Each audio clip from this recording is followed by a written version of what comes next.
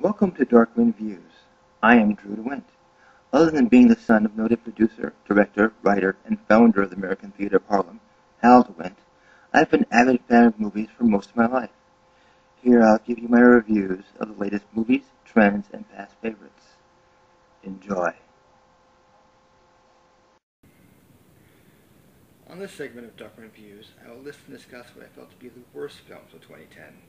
For me, the comedies were amazingly unfunny, and several sequels just shouldn't have been. The summer was disappointing, and too many performances felt phoned in. To start, my 10 least favorite films of 2010 is Date Night. Date Night, I've never found Steve Carell to be funny at all, but he can be sensitive and a nice guy when he stops trying so hard to be funny. The end of the movie and Mark Wahlberg are the movie's only redeeming factors. The rest is a complete waste of celluloid. Number 9. The Twilight Saga, Eclipse. Twilight Eclipse continues to reinvent and destroy well-established vampire and werewolf mythologies. Fledgling vampires stronger than old vampires? Fledgling vampires killed by snapping their necks? If Indian weredogs, obviously not wolves or as tall as people, where do they get the additional mass from?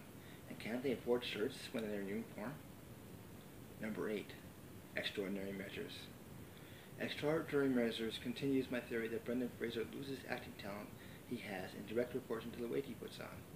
And Harrison Ford can phone in a performance when being a character he has no obvious connection to. See Lorenzo's Oil for a much better version of this movie without the extra boring medical lab setup melodrama complicating this overwrought movie. Number 7. Sex and the City 2. I guess I shouldn't have chosen Sex and the City 2 as my entry point into this make-believe world of Samantha and her narcissistic friends.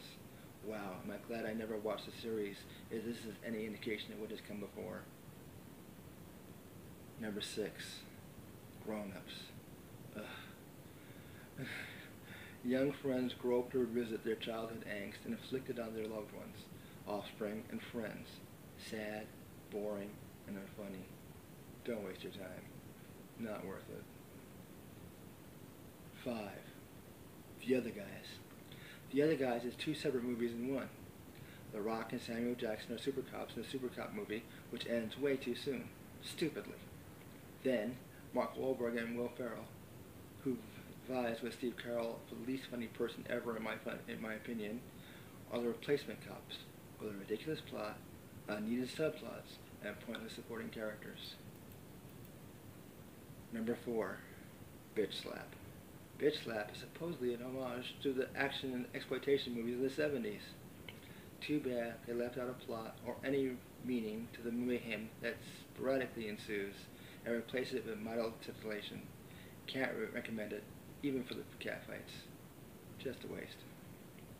Number 3. Little Fockers. Little Fockers is appallingly bad and is so very unfunny. It is so sad to see Robert De Niro stoop so low.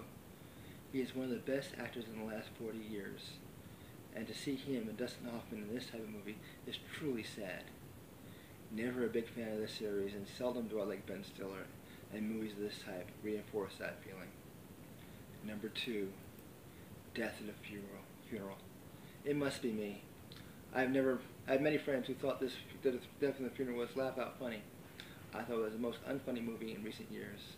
One failed joke after another, all in ridiculous set pieces, with actors and comedians who have all been funnier in everything else they've been in, except maybe Tracy Morgan, who I can't imagine being funny anywhere. And finally, number 1. Dinner for Schmucks. Whoa, probably the worst movie I've seen in a very long time. Not only did I find anything funny in this movie, I was wondering what misfortune actually brought the people in to do it, except the roles they were forced to play. The only possible redeeming value might have been the thought and intricacies behind the mouse dioramas in the beginning. So bad, so sad. Avoid this at all costs. These have been my worst movies of 2010. Don't see them. Please don't see them.